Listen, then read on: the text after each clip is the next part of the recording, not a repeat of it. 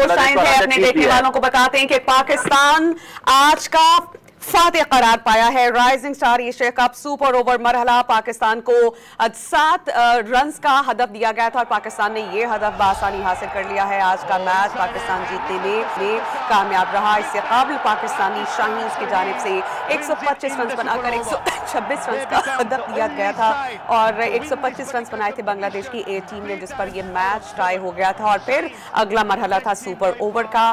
पहले बैटिंग की बांग्लादेश ने, उनके दोनों खिलाड़ी पवेलियन लौट के उन्होंने 7 रन बनाए और पाकिस्तान को जो है वो 7 रन का हदफ हासिल करना था। पाकिस्तान ने पहले एक सिंगल बनाई, उसके बाद फिर एक चौका लगाया और अब सिचुएशन ये है कि पाकिस्तानी शाहीन इससे काबिल वो 2019 और 2023 में भी जीत चुके हैं। तीसरी बार ऐसा हुआ है कि पाकिस्तान के जो राइजिंग स्टार हैं वो एशिया कप के चैंपियन बनने में कामयाब रहे हैं। राइजिंग स्टार एशिया कप का सनसनीखेज फाइनल सुपर ओवर में जब दाखिल हुआ तो ये जीत पाकिस्तान को नसीब हुई। पाकिस्तान तीसरी बार एशिया कप राइजिंग स्टार का फाइनल जीतने में कामयाब रहा है। दोहा में इस वक्त हम देख सकते हैं कि सभी के चेहरों पर खुशियां हैं।